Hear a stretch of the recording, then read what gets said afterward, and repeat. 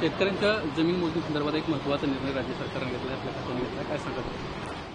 ज्याप्रमाणे जिवंत सातबारा मोहीम योजना जे शेतकऱ्याचा सातबारा अद्ययावत व्हावा, आजचे संपूर्ण वारसदार असावे असा जिवंत सातबारा योजना आमचे तहसीलदार घरोघरी जाऊन हा एक कार्यक्रम राबवत आहेत. त्याचप्रमाणे एका कुटुंबातील 5 भाऊ किंवा 4 भावंडे असतील, एका कुटुंबामध्ये जेवढे वारसदार असतील त्या सर्व वारसदारांनी त्यांच्या शेतीची वाटणी केल्यावर त्या वाटणीची मोजणी करताना मोठ्या प्रमाणावर आकारणी केली जातं.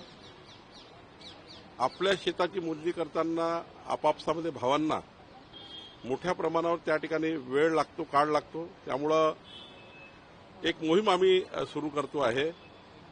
आपसी जे काही शेतकऱ्यांची आपसात वाटणी झाली असेल त्यांचे पोट हिस्से मोजण्याकरता आता केवळ 200 रुपये इतकाच रक्कम शेतकऱ्याला लागणार आहे आणि 200 रुपयात एक पोट हिस्सा या ठिकाणी आम्ही मोजणी करून देणार आहे. सोबतच आम्ही लवकरच निर्णय घेतो आहे की शेतकऱ्यांच्या आपसामध्ये जी वाटणी होणार आहे, आपसामध्ये जर शेतकऱ्यांनी वाटणी केली तर केवळ 500 रुपयाच्या स्टॅम्प पेपरवर त्याची नोंदणी करून ते डॉक्युमेंट रजिस्टर करून देणार आहेत. आता शेतकऱ्यांना 30 ते 50 हजार रुपये खर्च येतो. 500 रुपयामध्ये पुढच्या काळामध्ये शेतकऱ्यांची आपसातली वाटणी रजिस्टर करून देणार आहे. त्यामुळे इकडे डॉक्युमेंट रजिस्ट्री करून देण्याकरता 500 रुपये आणि पोट हिस्सा मोजणी करण्याकरता 200 रुपये एवढाच शासन आता शेतकऱ्याकडनं नोंदणी मुद्रांक घेणार आहे. आम्ही हा निर्णय घेताना राज्याचे मुख्यमंत्री देवेंद्र फडणवीसजी यांनी मला सूचना दिली होती आणि आमचं सरकार, देवेंद्र फडणवीस सरकार, हे शेतकऱ्याच्या बाजूने हा निर्णय घेऊन शेतकऱ्यांची मागणी आम्ही पूर्ण केली आहे. हिंदी में जानना चाहेंगे कि खेती के लिए देवेंद्र फडणवीस जी की सरकार, हमारी सरकार जो है, माननीय फडणवीस जी ने कहा था किसानों के लिए निर्णय लेना चाहिए. 2 निर्णय महत्वपूर्ण महाराष्ट्र में होने जा रहे हैं. जो अभी तक तो निर्णय हमने हुए जीवंत 7/12 मुहिम वगैरह, लेकिन अब 2 निर्णय ले रहे हैं. पहला निर्णय हम ले रहे हैं कि किसानों को अपने भाइयों में आपस में अगर खेती बाड़ी का बंटवारा करना है तो बंटवारा करने के लिए अगर डॉक्यूमेंट रजिस्टर करते हैं, बंटवारा करने के लिए डॉक्यूमेंट रजिस्टर करना पड़ता है. उसके लिए 30,000 से 50,000 रुपये खर्चा आता है किसानों को. तो हम 500 रुपया में केवल उनका डॉक्यूमेंट रजिस्टर कर देंगे. आपस में बंटवारा जो होगा, और आपस में जो बंटवारा होगा उसका जो हम मोजनी करते हैं उसका नक्शा बनेगा. वो नक्शा अलग अलग बनाना पड़ेगा. बंटवारा होने के बाद वो नक्शा 200 रुपये में बन जाएगा किसानों का.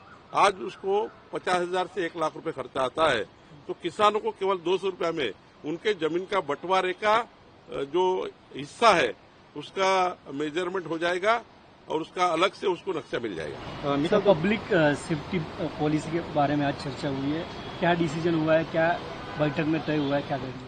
हमारे यहाँ जल्दी ही जन सुरक्षा विधेयक आने वाला है. पब्लिक सेफ्टी बिल उसमें है. उसमें एक समिति बनाई है मेरे अध्यक्षता में, जिसकी 5वीं बैठक आज हुई, जिसमें सारे अपोजिशन लीडर है, अमरदास दानवे जी है, जयंत पाटिल जी है, नाना पटोले, विजय वडेट्टीवार, सारे आला अपोजिशन पार्टी के लीडर है. और इस समिति में जो हमने पब्लिक डोमेन में जब ये विधेयक डाला है, जब हमने बिल डाला है, तो 12,600 लोगों का इसमें सुझाव आया है. तो 12,600 लोगों ने इन्होंने कहा कि ये नक्सलवादी और माओवादी मूवमेंट्स है, इनको जो चारा पानी डालती है, इनको जो सपोर्ट करती है, कोई व्यक्ति सपोर्ट करते हैं, कोई संगठन सपोर्ट करते हैं, ये संगठन को आइडेंटिफाई करना, उस संगठन पे कार्रवाई करना, ऐसा वगैरह उसका बहुत बड़ा ढांचा है. तो उस बिल के लिए आज बैठक हुई. अब उसकी 5वीं बैठक हुई है, 5 तारीख को 6वीं बैठक होगी.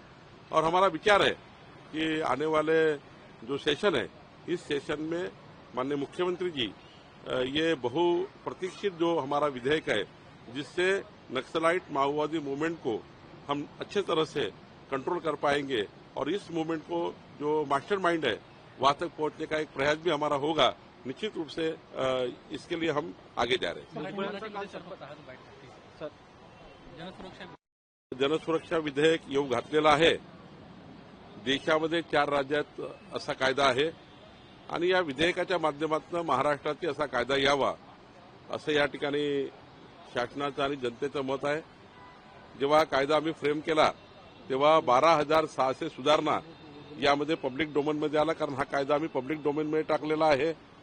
या कायद्याच्या जी अध्यक्ष आहे, या कायद्याची जी आपली समिती आहे, त्या समितीमध्ये माननीय मुख्यमंत्री देवेंद्र फडणवीसजी यांनी मला अध्यक्ष म्हणून जबाबदारी दिली आहे। यामध्ये नाना पटोलेजी, विजय वडेट्टीवारजी, जयंत पाटीलजी, भास्कर जाधवजी आणि अंबादास दानवेजी, सर्वच विरोधी पक्षाचे मुख्य लोक, या जितेंद्र आव्हाड वगैरे सर्वच या ठिकाणी या समितीमध्ये आहे।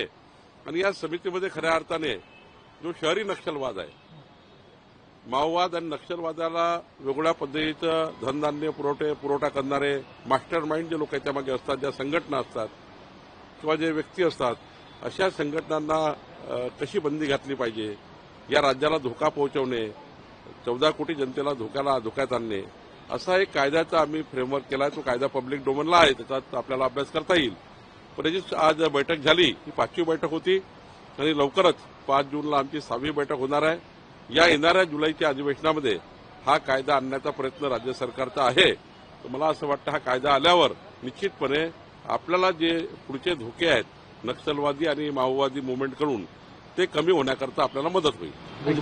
भुजबळांनी काल शपथविधी त्यांचा उरकलेला आहे। त्यानंतर अजितदादा धनंजय मुंडेंना घेऊन देवेंद्र फडणवीसांची भेट घेण्यासाठी गेले होते। काय वाटतं, त्यांच्या पुनर्वसनाच्या हालचाली सुरू आहेत की काय? मी माननीय अजितदादा पवारांचं अभिनंदन करतो, सुनील तटकरेंचं अभिनंदन करतो, प्रफुल्ल पटेलजीचं अभिनंदन करतो की त्यांनी माननीय छगन भुजबळजी सारख्या ज्येष्ठ नेत्याला, राष्ट्रवादीमध्ये सर्वात ज्येष्ठ नेते म्हणून ज्या छगन भुजबळजींनी महाराष्ट्रभर काम केलं, विविध संघटनात काम केलं, राज्याचे 7 वेळा आमदार म्हणून, मंत्री म्हणून खूप काम केलं, उपमुख्यमंत्रीपर्यंत काम केलं, नगरसेवक ते उपमुख्यमंत्री, असा एक अनुभवी व्यक्तिमत्वाला माननीय अजितदादा यांनी संधी दिली आहे। त्यांच्या राष्ट्रवादी काँग्रेस पक्षाने संधी दिली आहे। राज्याच्या एकूण कारभार चालवताना अशा व्यक्तिमत्वाचा मोठा फायदा सरकारला होतो। त्यामुळे भुजबळ साहेबांच्या अनुभवातून राज्य सरकारला चांगला फायदा होईल।